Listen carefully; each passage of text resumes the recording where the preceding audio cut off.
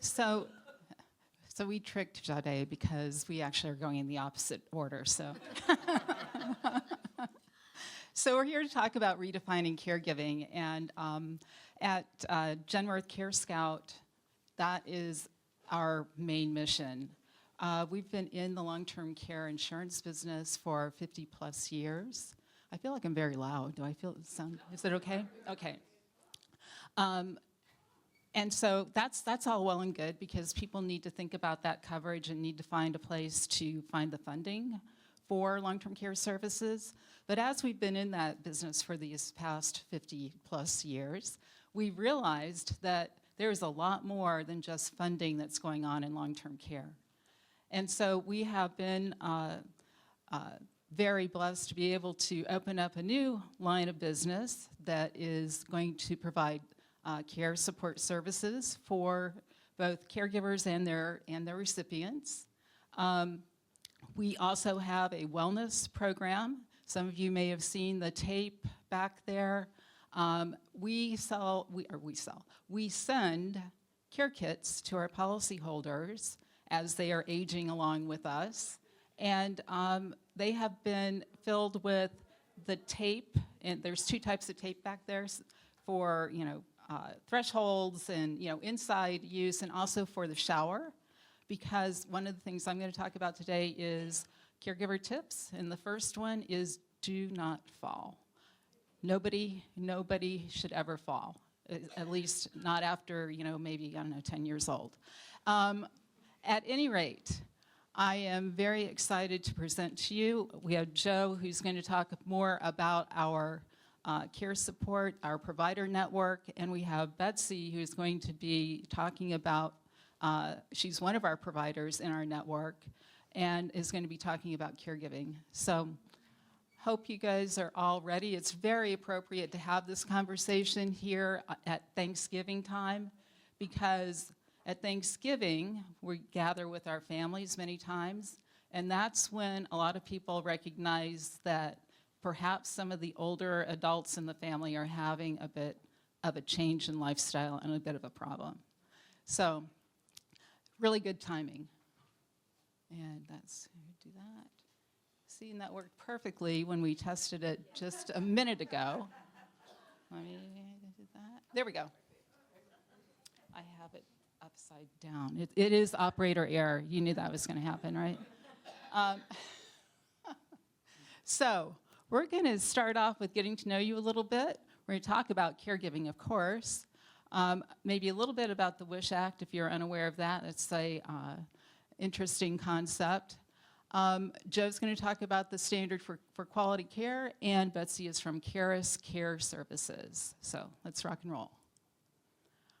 We have this quote that you've probably seen if you've gone to any caregiver discussions from Rosalind Carter, an amazing woman who had the foresight to put together the Center for Caregivers, incredible programmers. And of course, we all know that there are only 4 kinds of people in the world. Either you are a caregiver, you were a caregiver, you need care, or you're going to need care. Okay, so this is a little bit of a technology test. If you would get your cell phones out and take a picture of the QR code there. Hopefully, if this is working properly, you will see the first question. I'll give you a chance to get that done.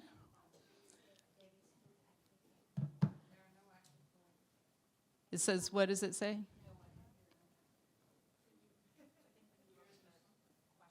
Okay, here we go.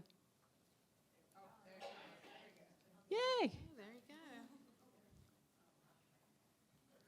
So what is your family caregiver status? Boom. This is so much fun to watch it slide around as it collects information. All right, I'm going to be the first person to ask a question. Okay. Joe wants to be the first person to ask a question. Yes, Joe? When you said currently providing care, is that in a clinical setting or just like a family member providing care? If you are currently providing care, you could be a long-distance caregiver.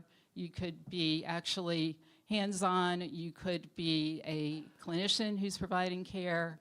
Wow, okay. To give. So the question is, what is your family caregiver status? Oh, her question was for herself or for someone else, and it's for someone else. Yes, ma'am. Okay, I think we're done. So obviously, Rosalind Carter was pretty darn spot on, because it's 33% provided care in the past, 30% currently, 23% not yet, and 17% that it can see it coming. All right. So next question should hopefully pop up automatically on your phone. Those of you who did provide care, who did you provide care for? And if you may have provided care for multiple people, you could either pick the first one or the last one, or the one that was the most fun. I'm not sure how you do that.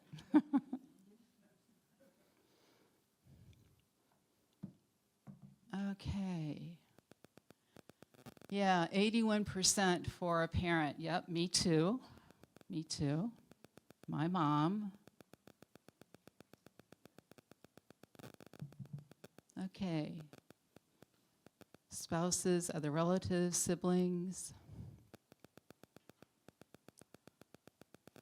So there's no set pattern. You never know. It could be anybody in your family. You never know. So I think we just answered this question. Who are caregivers? They're everywhere, and they're everyone. 57% of caregivers have children under the age of 18 still living at home, sandwich generation. 54% are between the ages of 25 and 54. 40% are likely an adult child taking care of an aging parent. So we saw that in this room, more than that. And 39% have had to provide financial assistance for a loved one. So you may have done multiples of these. Did we not have our little, oh well, it doesn't matter. Whoops. All right. Caregiver tip number 1, I already shared with you, fall prevention. As I said, we have a wellness program, and one of the most popular items that we send out in our care kits is tape. Who would have guessed tape if you were asked what is the most popular item for care prevention? And you can pick some up on your way out, or if we have any left over, we'll have it at our table. So what is it about falls that causes this issue? Well, it depends. It could be medication related. It could be don't have the right eyeglass prescription. It's too dark in the house.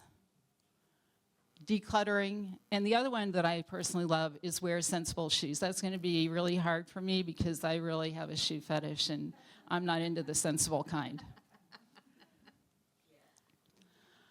In Virginia, the age-adjusted death rate for falls is 79.4% per 100,000. That's crazy. But it doesn't necessarily happen right after the fall. It can be, that fall event can be the trigger for the caregiving event. Number 2, medical information. And actually, this is something that we should be doing for ourselves, is to have a record of all of our inoculations, all of our doctor's visits, all of the medication we're taking, and to keep that updated. Because in an emergency, like in a fall, it's good if you have all of that. and it's amazing. Even in this day and age of electronic health records, we think that it's all going to be right there. It is not. Maybe you're not in your same state, maybe you're not even in your same country. This is a really important one. And there's a zillion different ways to do this, and this is something else that we provide via our wellness program, is a medical journal.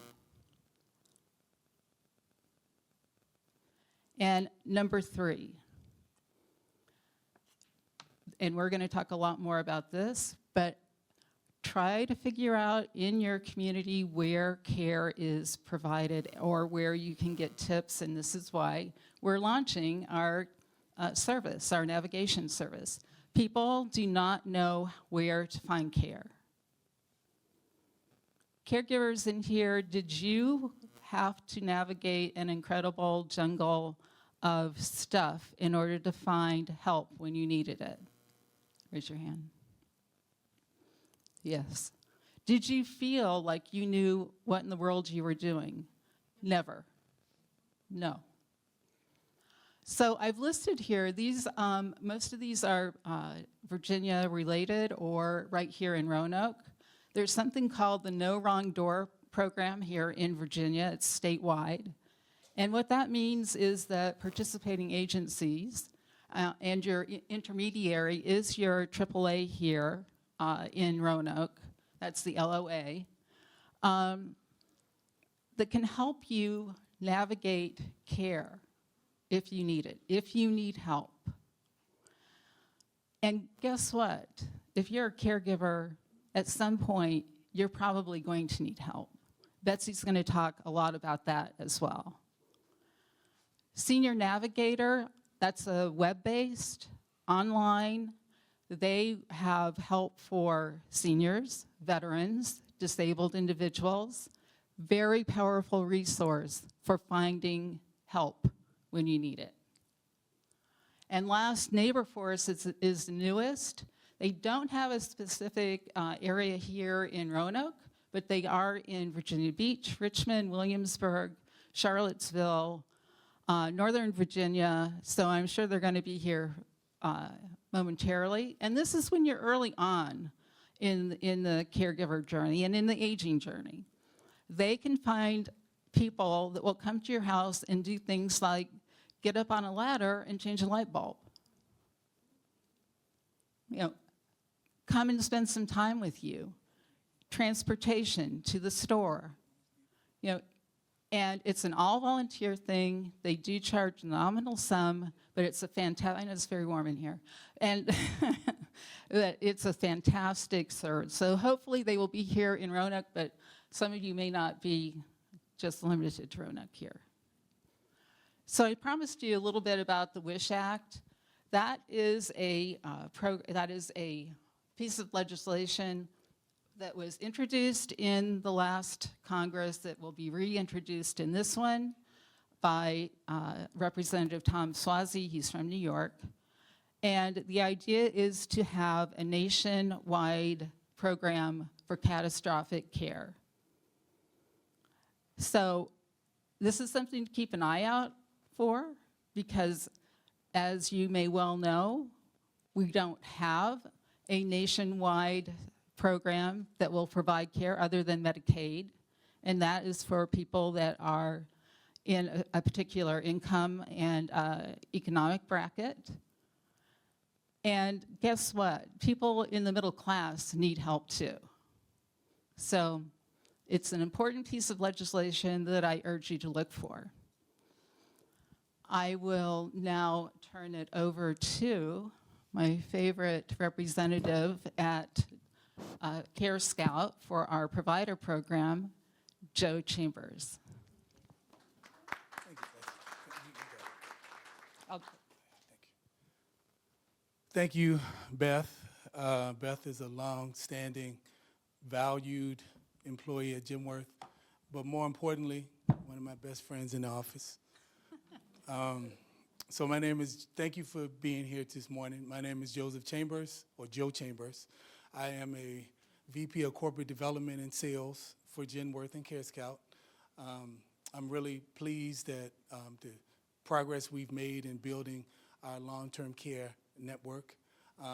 But before we get into what we do and what we're aiming to do, I want to acknowledge all of the women in the audience today. You guys are mothers and wives and sisters and sports coaches and life coaches and financial planners for the office, where at least my wife is. I didn't understand how marriage worked until I got married, and my wife kind of runs the show, and I kind of have an opinion every now and then. But I wouldn't be here without my wife. I wouldn't be here without my mother as well. So thank you guys for everything you do. But more importantly, you guys are caregivers. You guys, for whatever reason, there's many things why you end up being caregivers. What we're setting out to do, so I'm kind of going to walk you through Genworth CareScout. I know it's very confusing.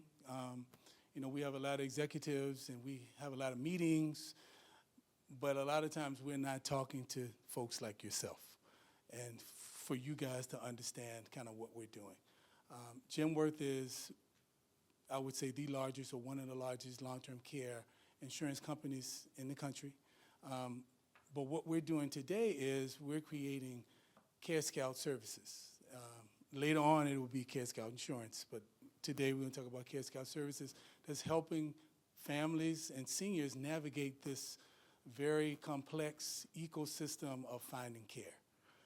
Most people don't understand how much things should cost, where they should go, what Medicare pays for, what a long-term care policy would pay for. Do I have to pay out of my pocket?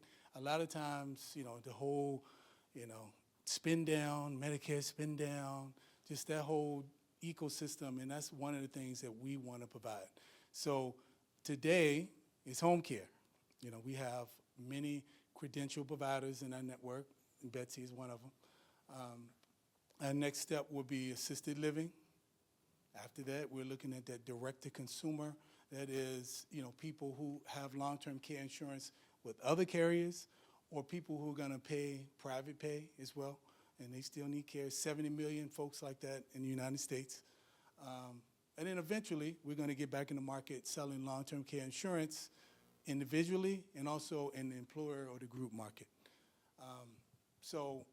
Fast forward, Tom McInerney, the CEO of Genworth, he hired me. I've known Tom for years, and he said to me, we're starting something new, and I'd like for you to be a part of it. I knew nothing about this industry.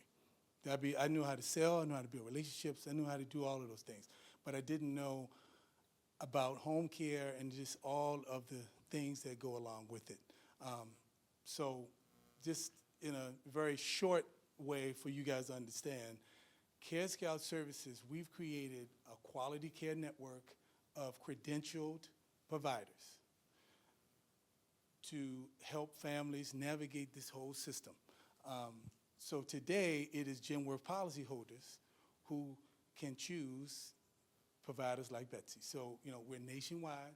We're covering the majority of the over 65 population in the United States. I think, being a salesperson by trade is easier for people to understand examples. So an example would be my mother. She needs care. She has a Genworth long-term care policy. She has to get an assessment first for her to lose 2 of her 6 ADLs. I know you guys know this. We have so I live in 23233. That's my zip code.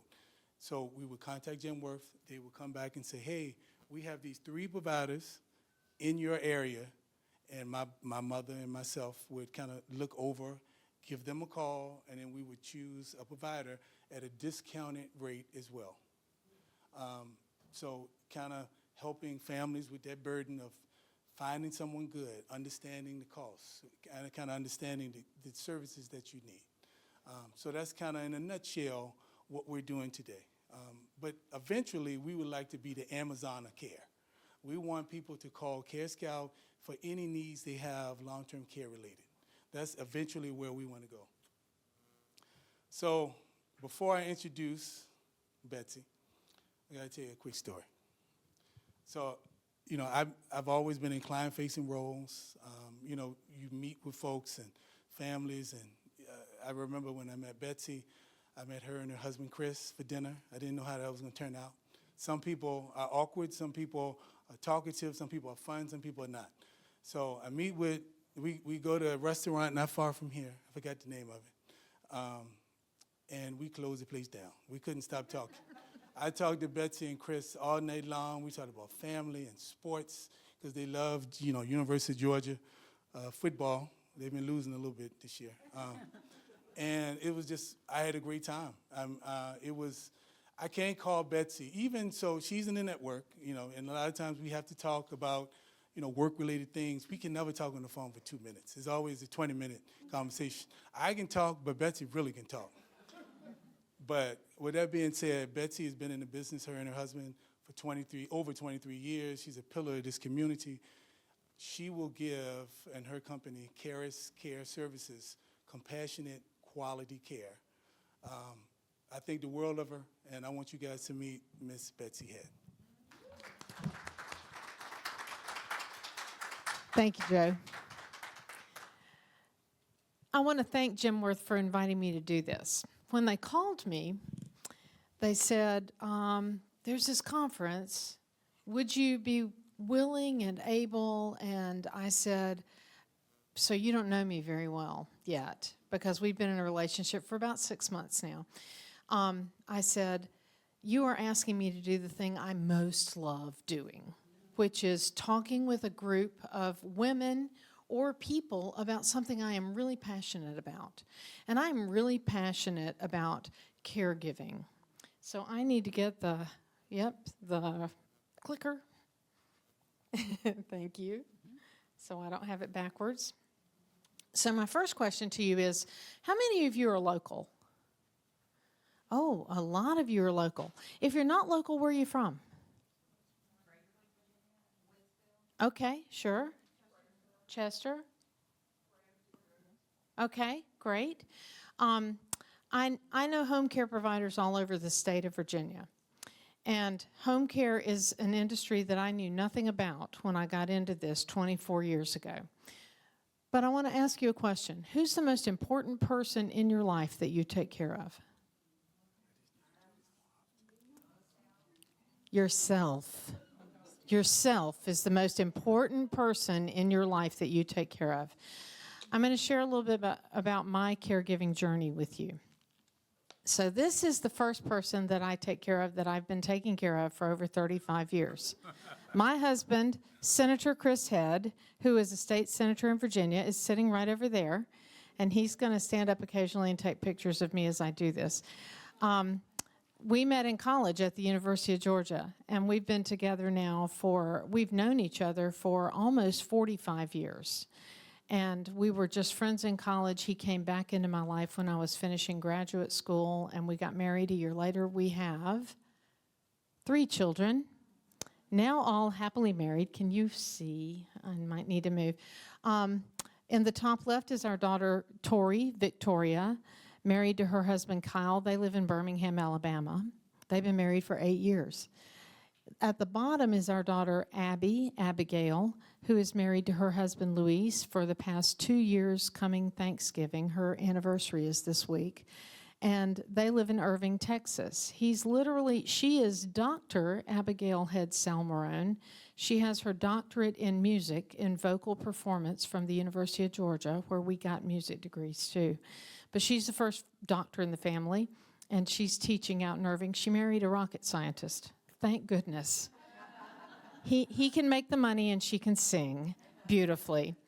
And then finally in the upper right is our son, Michael, our youngest, and he got married to his lovely wife, Evelyn, just over a year ago. And they live in Fork Union, Virginia. So that's our 3, and I'm going to tell you right now, as a mother, that sometimes they need more care now than they did when they were toddlers. So I'm just going to tell you, if you have little ones, you're not going to outgrow it. I talk with one of my daughters almost every morning, unless I don't answer the phone when it rings. And I am the car talk, okay? They call me when they're driving, and they let me drive with them on their commute, and I love it.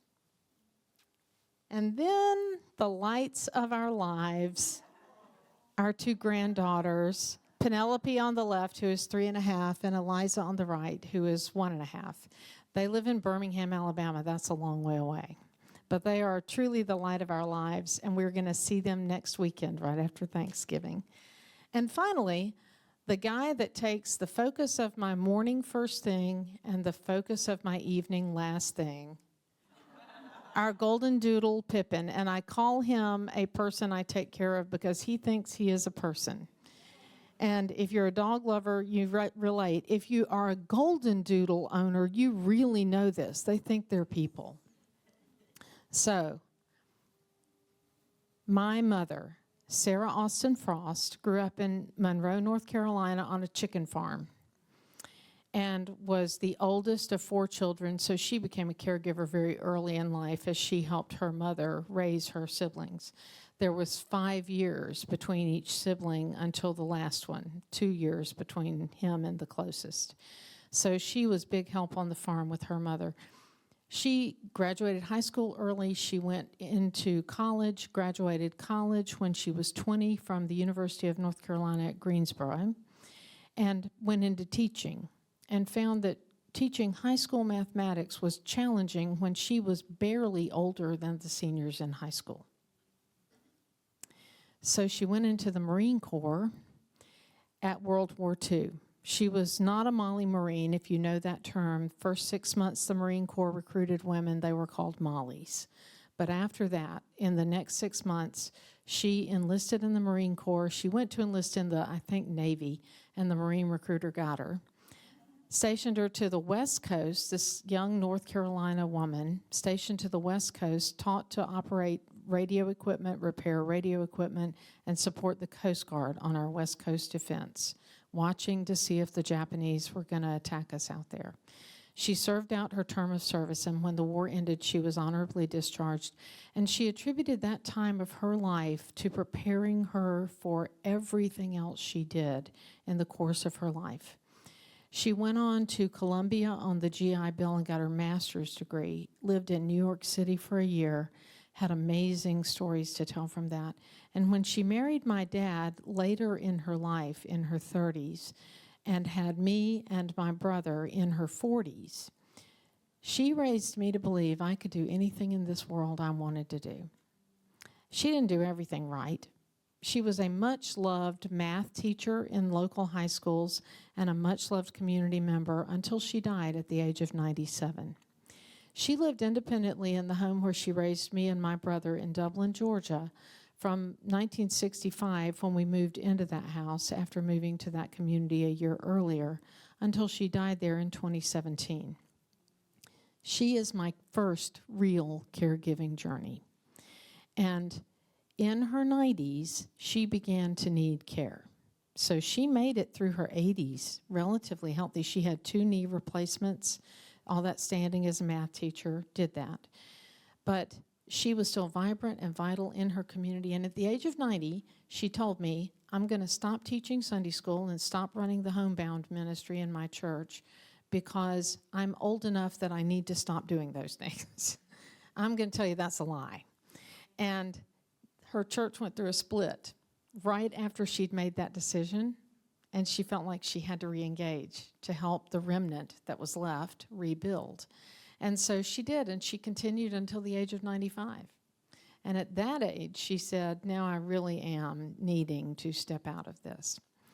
She had a long-term care insurance policy that she had gotten through state retired teachers, and she had always told me, I'm set for my aging experience. I will never need to trouble you or your brother because I have this policy, and it's when I start needing care, I'll just move into a nursing home and let the policy take care of me. It was not a good policy.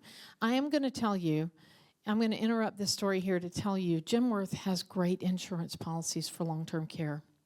I've known that since I went into home care 24 years ago, because every Genworth policy that I've handled has been a great policy. They're not all great policies, and my mother's was not. And when they raised the premium, she called me and said, I think I need to cancel this policy. And also, being in the homebound ministry at her church, she'd been in a lot of nursing homes. to visit people. And she said, I never want to live in a nursing home. Some of you are nodding.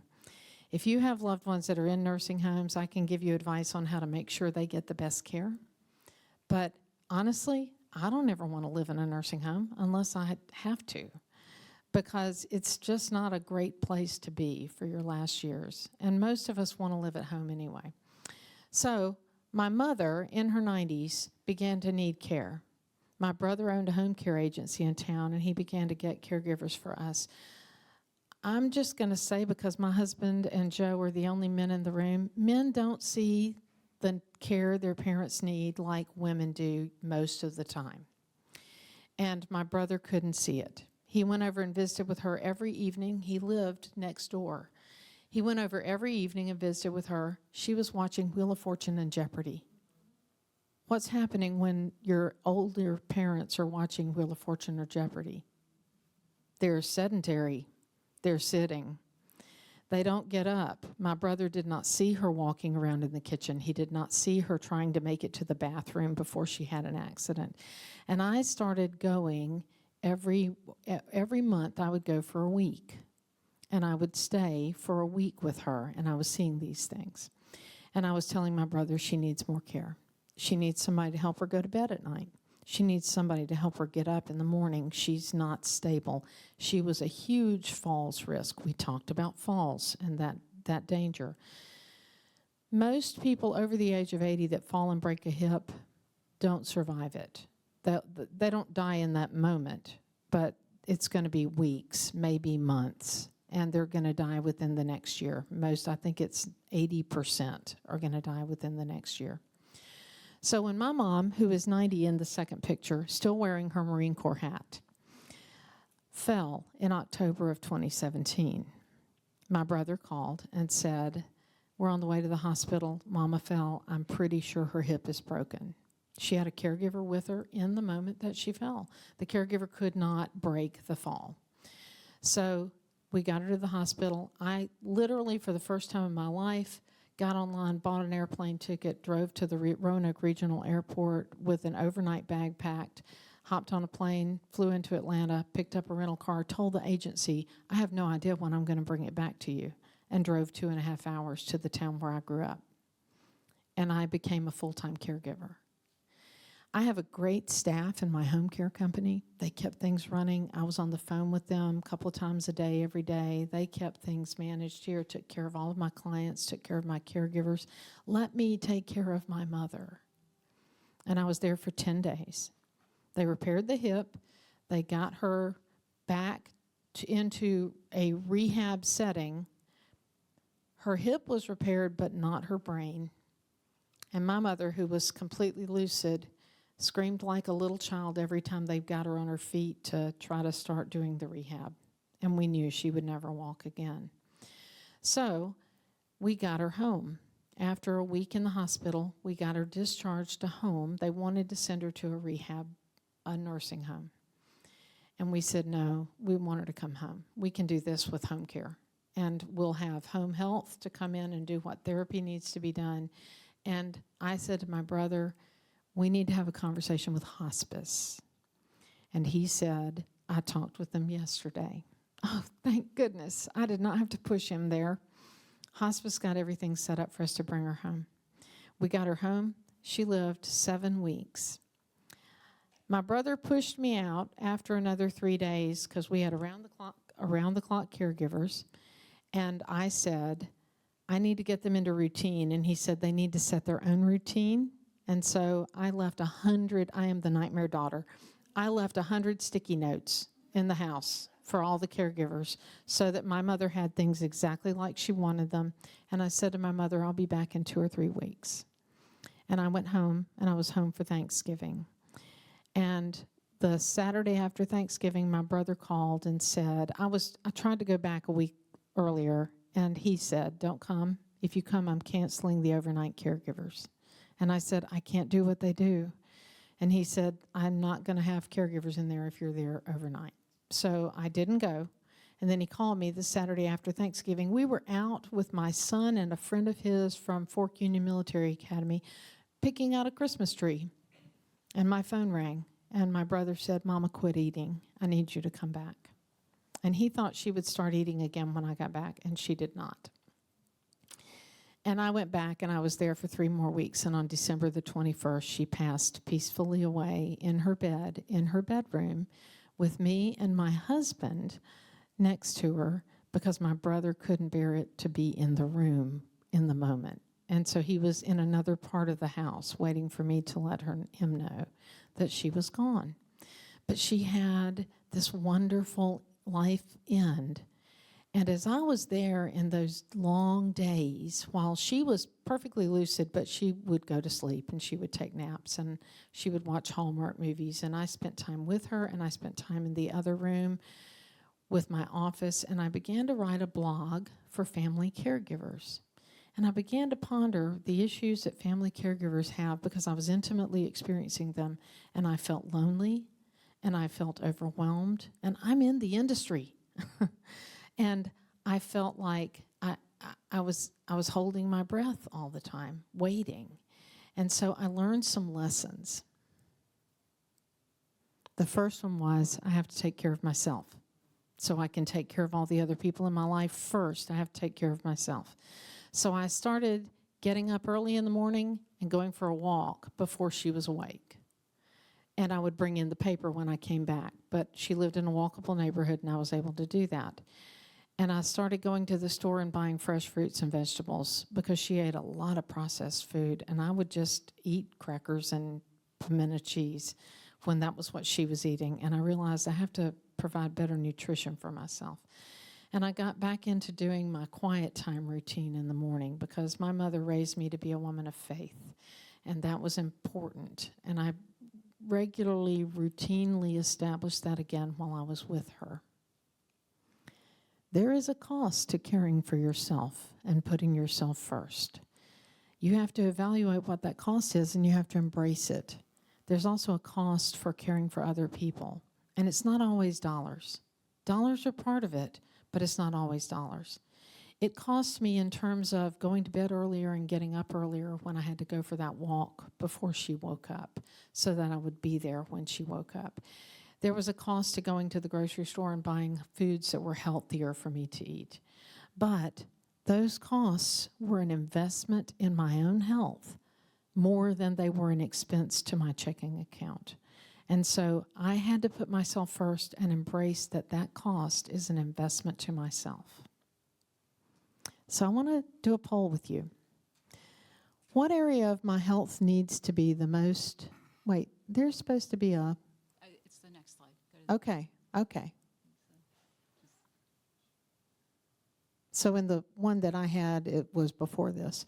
What area of my health needs to most change to make myself better and better capable to be a caregiver for others? Is it physical, nutritional, mental, spiritual, or social? So I want you to pick one,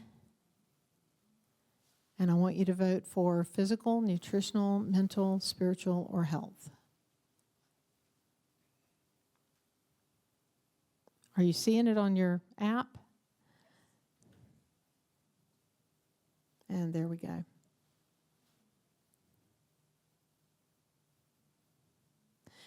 I'm going to tell you why you're voting.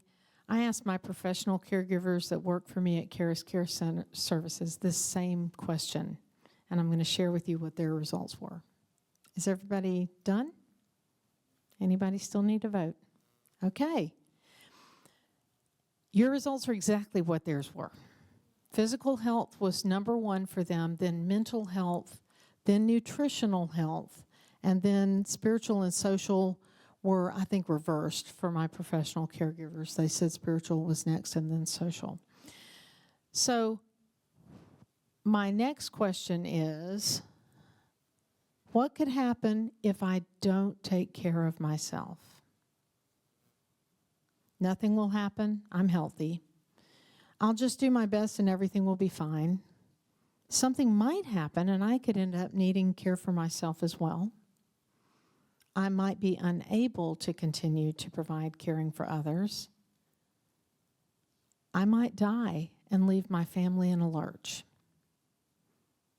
So thinking about those, Which one do you think is most likely for yourself?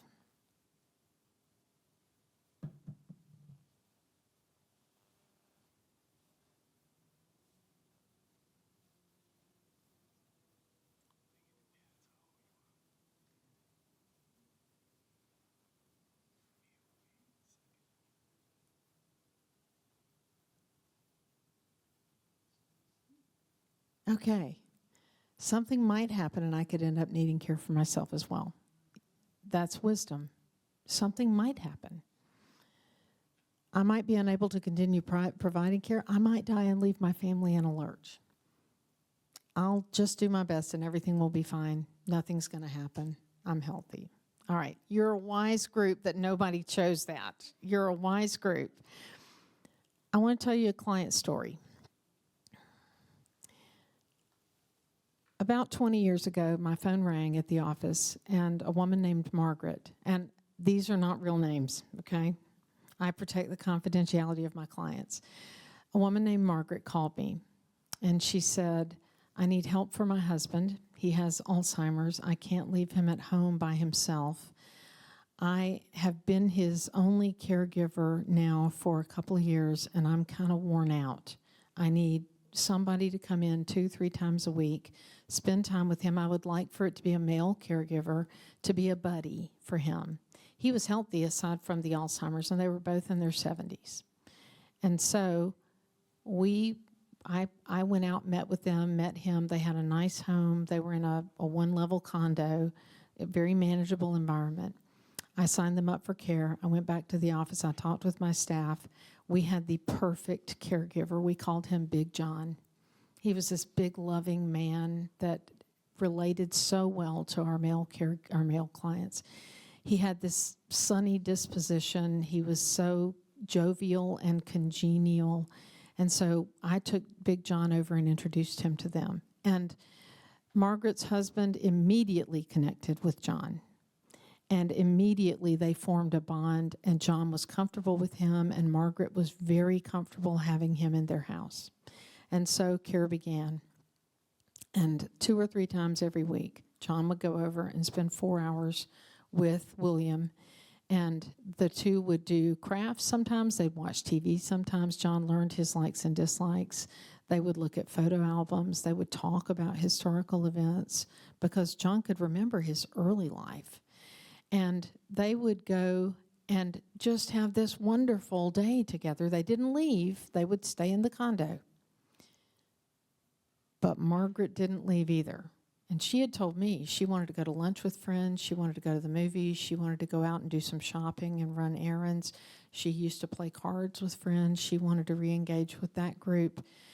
And we encouraged her to do that. But she could not bring herself to leave the condo because she had so entrenched herself in that environment. And as a result of that, one afternoon her son called and said, my mom dropped dead in front of my dad on a day that the caregiver wasn't there. And now we've got to have around-the-clock care for Dad because we've got to get through the funeral and the burial, and then we've got to figure out what to do with Dad because they were not in a position where they could afford 24/7 care. That's very expensive home care. And so we immediately put a schedule together, and Big John was part of it. And we kept William in his home safely, got them through the funeral, got them through the next few weeks while they found a facility that they could put their dad in. And that he would have the best care he could have, but not the comfort of home anymore because Margaret didn't take care of herself. It was very sad. Change is hard, but totally worth it. None of us embrace change well. I know some people that do it better than others. I'm married to an entrepreneur. He loves change. Some of us really struggle with it. Margaret couldn't change. She never saw the possibility that the stress of being a 24/7 caregiver could kill her, and it can. So you have to assess where change needs to happen in your life to take better care of yourself.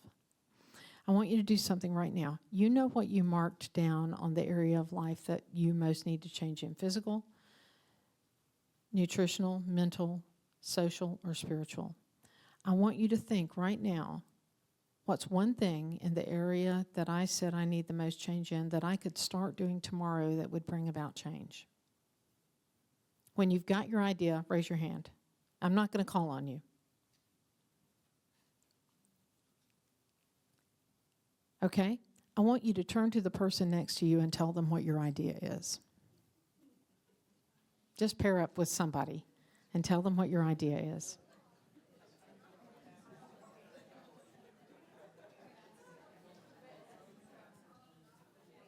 Yeah, you got 4 minutes. I'm watching it.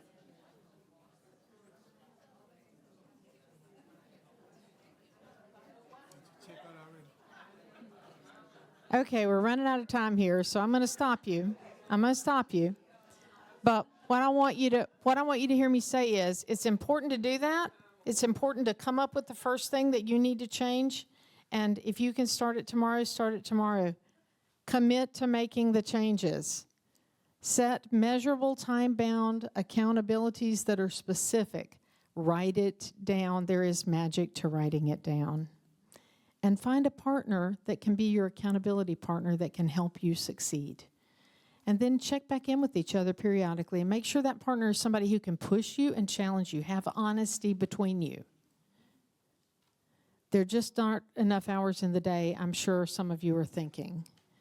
But it's up to you to take control of the time that you have, because we all have 24 hours in the day, 60 minutes in every hour, and 365 days in the year. We all have the same amount of time. Some people use it better than others. Make sure what you're doing is going to support a better you. Think about in your life what you have there that doesn't serve you well. Can you get rid of it? Can you modify it so that it will serve you better?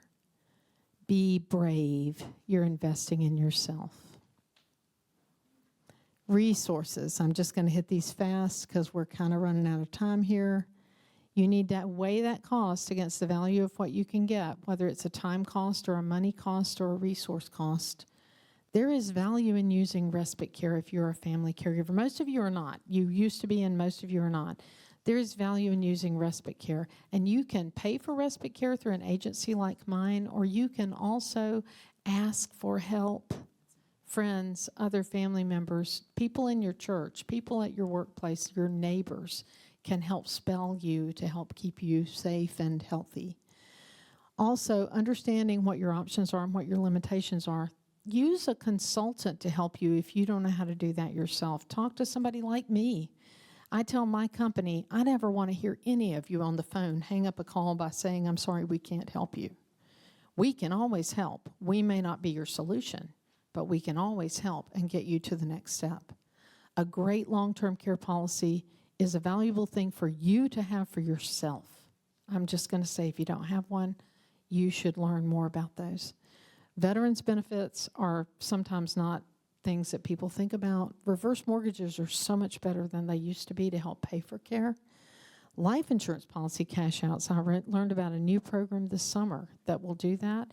If you don't have people that need to get your life insurance when you pass away and you need care later in life, a life insurance cash out policy, some policies will do that. I'm not the expert on that, but I know who that company is, and we can refer to them.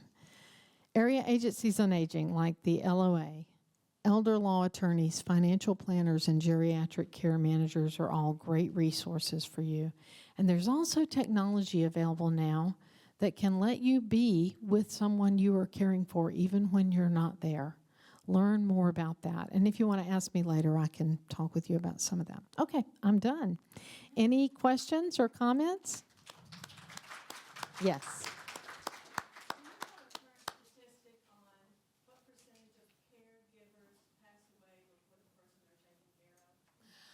I don't have a current statistic. What I will tell you is I believe that number is very high. The last one I saw was 70% of those over 70 pass away before the person they're taking care of. Yeah. That does not surprise me in the least. We see that commonly in the work that we do with families. Anything else? Time to go. Okay. All right. Thank you all for coming. you. Thank you to Genworth for letting us do this and for the Virginia Women's Conference. Have a great rest of your day.